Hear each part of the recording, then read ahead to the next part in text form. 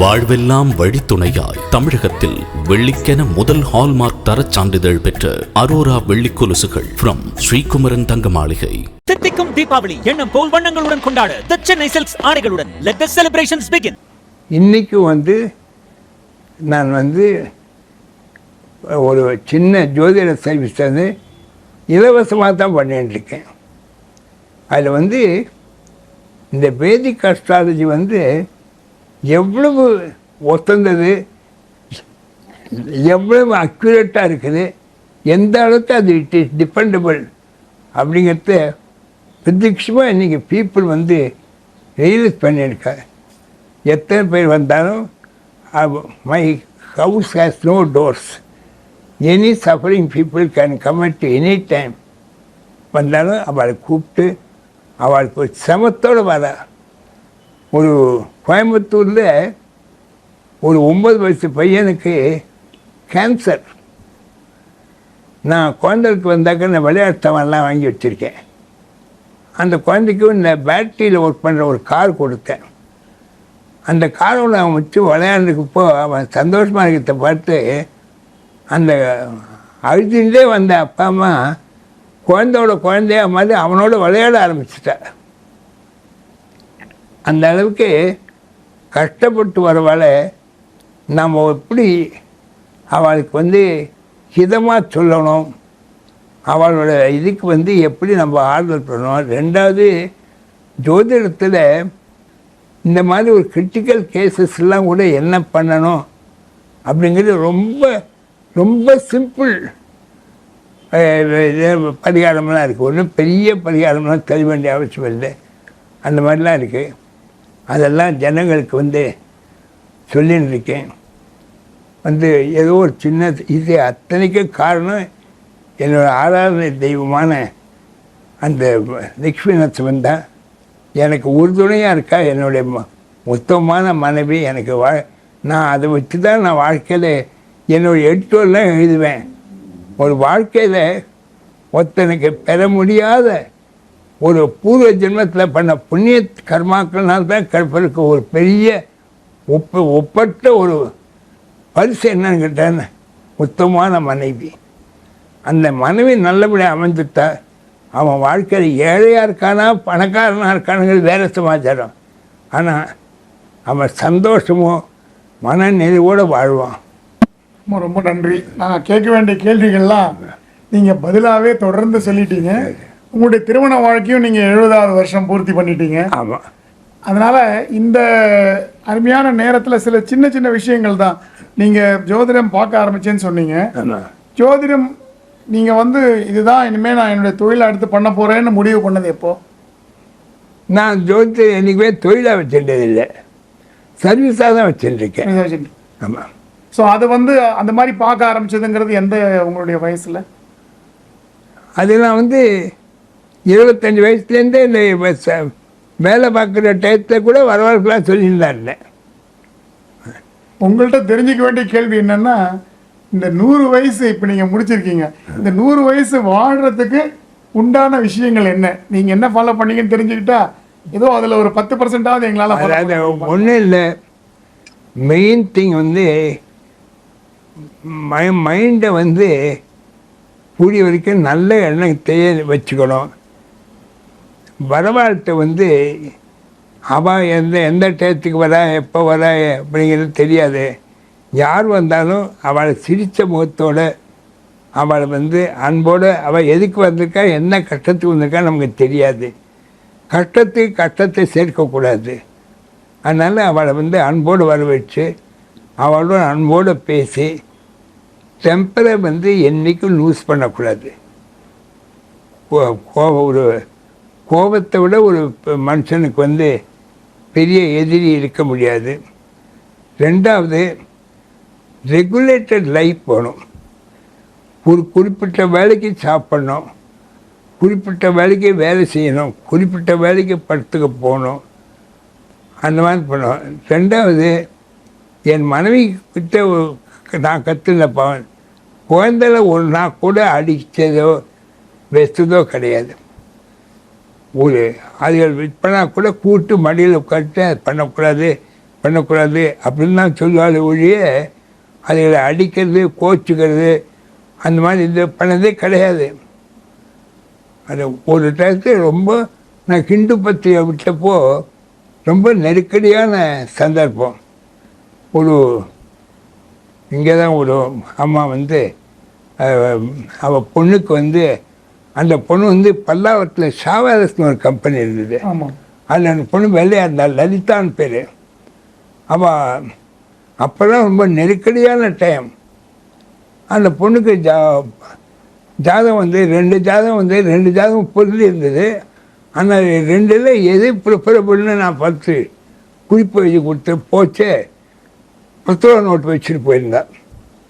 அந்த டயத்தில் அந்த 10 ரூபா எனக்கு ரொம்ப ஒத்தாசையாக இருந்திருக்கும். அதை பார்த்த உடனே என் ஒய்ஃப் பார்த்துட்டு ஐயோ 10 ரூபா வச்சு விட்டாங்க. உடனே நான் தேடி போய் பார்த்து எனக்கு 10 ரூபாய் ரிட்டர்ன் பண்ணேன்.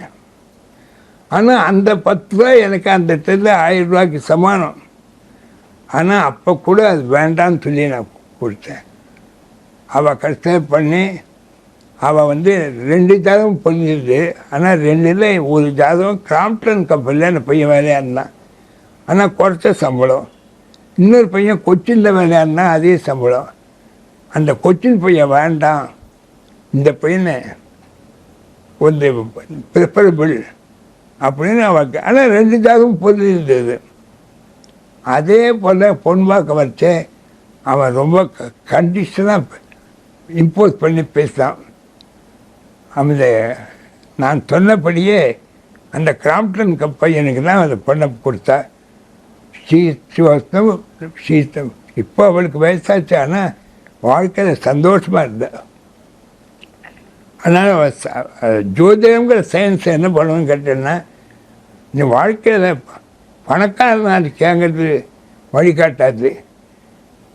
எந்த வழியில் போனால் நீ சந்தோஷமாக இருப்ப, நிம்மதியாக இருப்ப, பெருமையாக இருப்ப, ஆரோக்கியத்தோடு இருப்ப அப்படிங்கிறத நமக்கு வழிகாட்ட ஒரு பெரிய டிவைன் லைட்டு ஜோதிடத்தை தவிர வேறு எந்த கல்வியும் கிடையாது. ஆனால் ஒன் திங், அதை வந்து பிஸ்னஸாக வச்சுக்கூடாது. தி கால்குலேஷன் சிஸ்டம்.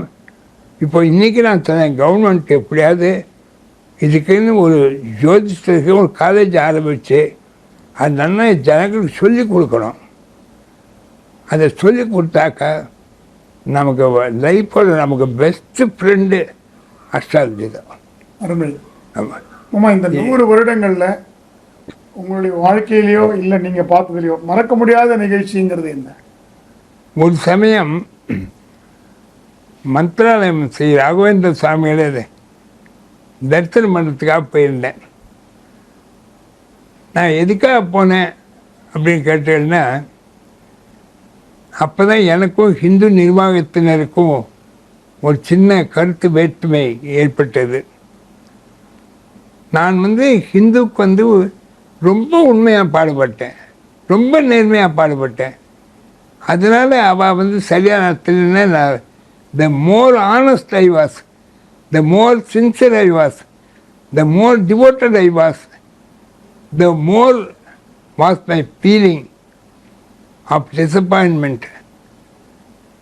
அதனால் என்ன இருக்கு, அந்த நான் இன்னுமே ஹிந்துவில் இருக்கக்கூடாது அப்படின்ட்டு விட்டேன். ஆனால் அடுத்த பின்னாடி என் மனைவி, என்னுடைய வயசான தாய், குழந்தைகள் எல்லாரும் கண் முன்னாடி வந்தார்.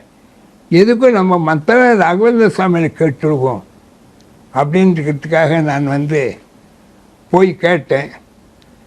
ஹிந்துவை விட்டுடு அப்படின்னு உத்தரவு வந்தது. சரின்னு சொல்லிட்டு அங்கே சாப்பிட்டுட்டு மத்தியானம் ஒரு 4 மணிக்கு மந்திராலயம் ரோட் ஸ்டேஷனுக்கு வந்துட்டோம். ராத்திரி 8:30 மணிக்கு தான் ட்ரெயின் எங்களுக்கு சென்னைக்கு. சரி, சாமானெல்லாம் அங்கே வெயிட்டிங் ரூமில் வச்சுட்டு பக்கத்தில் துங்கபத்ரா மந்திராலயம் ரோட் ஸ்டேஷன்லேன்னு பக்கத்தில் துங்கபத்ரா நதி, நல்ல வெய்ய காலம். அங்கே போய் குழந்தைகளுக்காக இது பண்ணியிருந்தோம். அப்போ கொஞ்சம் துங்கபத்ரா கொஞ்சம் பறந்து ஆப்போசிட் சைடில் வந்து ஜலம் இருந்தது. ஸோ அந்த போனோம். அதுக்குள்ளே அப்படி போயிருந்து மணி 6:30 மணி ஆச்சு, இருட்ட ஆரம்பிச்சுடுத்து.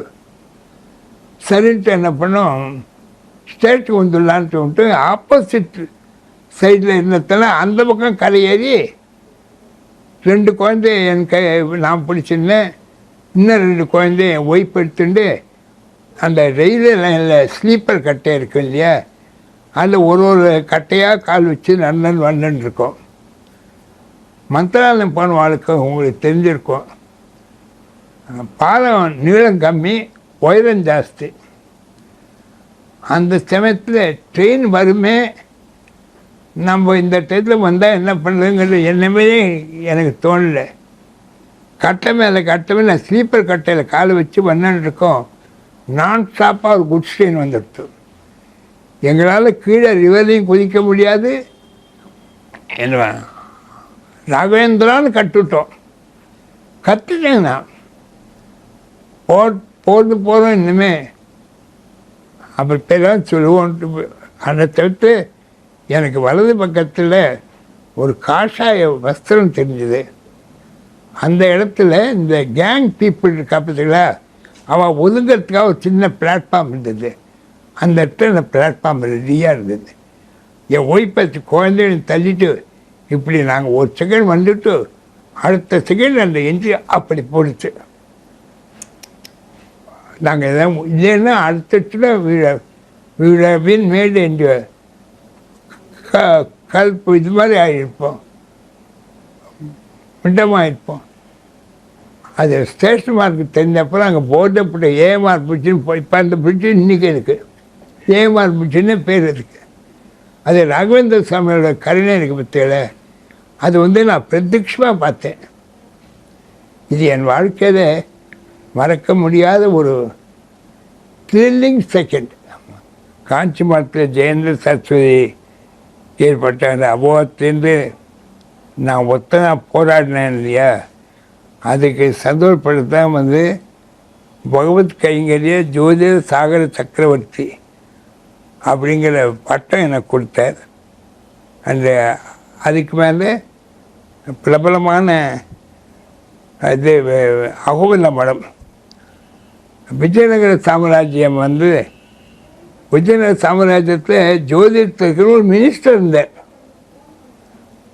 அப்போ வந்து அகோபில மடத்து ஆச்சாரியனாக இருந்த ஜியர் வந்து கம்பிக்கு போயிருக்கச்சு. அந்த மினிஸ்டருக்கு வந்து அந்த அவருக்கு வந்து அகோபில மடத்து ஆஸ்தான வித்வான் பட்டம் கொடுத்தார்.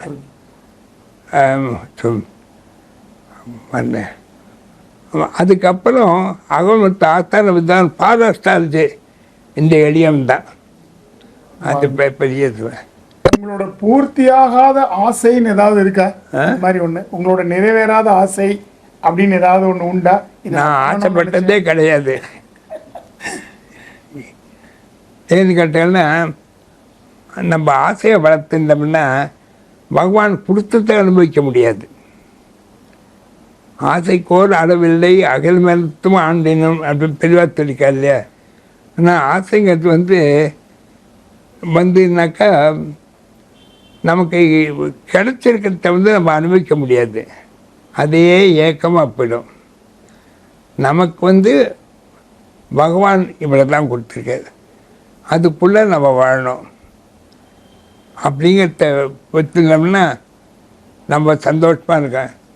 ஒரு ஏழை குடியானவன் காத்தால் வயலில் வேலை செஞ்சுட்டு 12 மணிக்கு பனைமரத்துக்கு கீழே நின்றுப்பான். பனைமரம் எங்கேயாவது நிழல் கொடுக்குமா? கொடுக்காது. அந்த நிழலில் உட்காந்துப்பான். அப்போ அவன் மனைவி மண் கலையத்தில் கஞ்சி கொண்டுவோம். அந்த கஞ்சியை அவன் எவ்வளோ சந்தோஷமாக சாப்பிட்றான் தெரியுமா? அந்த இன்பம் ஒரு கோடீஸ்வரனுக்கு கிடைக்காது. பல வருடங்களுக்கு முன்னாடி ஆனந்த விழனில் ஒரு கார்ட்டூன் போட்டிருந்தான். அதாவது மெரினா பீச் ரோடு, அதை விட்டால் யூனிவர்சிட்டி பில்டிங்கில் ஒரு ஏழை பையன் கீழே வேஷ்டியோட பட்னியோடு உட்காந்துருக்கான். அப்போ நிறையா ஆஃபீஸுக்கு போகிறவெல்லாம் பார்த்து ஏங்கின்னு இருக்கான். சாயங்காலம் அதே பீச்சில் அவன் உட்காந்தான் பட்னி, அன்றைக்கி பூரா பட்னி. ஒரு பெரிய பாலின் காரில் ஒரு கோடீஸ்வரர் வந்து இறங்குறார். அவர் பணக்காரங்கிறத காட்டுறதுக்காக அந்த காருக்கு பின் சீட்டில் ஒரு நாய் ஒரு உட்காந்துருக்கு. அவர் இறங்கின உடனே இந்த பையன் ஓடி வரான். ஓடி வந்து இந்த பீச்சில் பட்டாணிலாம் வைப்பான், இந்த சுண்டல் வாங்கி கொடுங்கன்னு கேட்குறான். அவர் ₹1 ஒரு பொட்டில் சுண்டல் வாங்கி கொடுக்குறார். இந்த பெரியவர், பெரிய கோடீஸ்வரன், ஃபாரின் கார். அந்த ஒரு பொட்டில் பட்டாணியை ஒரு 5 நிமிஷத்தில் அவரையும் சாப்பிட்டான் அவன், அந்த ஏழை பையன். அப்போ இந்த காரில் வந்த பெரியவர் நினைக்கிற, இந்த பசியை ருச்சி எனக்கு கொடுத்த இந்த ஃபாரின் கார் பெங்களா என் பணத்தெல்லாம் நான் திருப்பி கொடுத்துருவேன் அப்படின்னு. எதுக்கு சொல்றேன்? இன்பமும் சுகமும் இறைவன் தரதான் தர முடியும். அதுக்கு நாம் தகுதியாக நம்மளை பண்ணிக்கணும். இதை தவிர வேறு ஒன்றும் வாழ்க்கையில் வேறு நம்ம வாழ்க்கையே நமக்கு பாடம். சூப்பர் சீனியர் சிட்டிசன்ஸ், ஏன் சூப்பர்னு சொல்கிறோன்னா 70 வயசுக்கும் மேலே ஆயிடுச்சு. அந்த மாதிரி இருக்கிறவங்களுக்கு அரசு ஏதாவது பண்ணணும் அரசாங்கம் அப்படின்னு நினைக்கிறீங்களா? அதான் நம்முடைய கல்வி முறை இருக்கு இல்லையா, கல்வி முறையே நம்முடைய வேதிக் ஏஜில் எப்படி வந்ததோ அதை கம்பைன் பண்ணி, மாடர்ன் சிஸ்டத்தையும் கம்பைன் பண்ணி குழந்தைகளுக்கு வந்து ஸ்கூலில் எஜுகேஷனில் சொல்லிக் கொடுக்கணும். சொல்லி கொடுத்தா ஒரு 25 இயர்ஸில் நம்ம கண்ட்ரி எங்கேயோ போயிடும். எஜுகேஷனில் வந்து அரசியல் சேரக்கூடாது.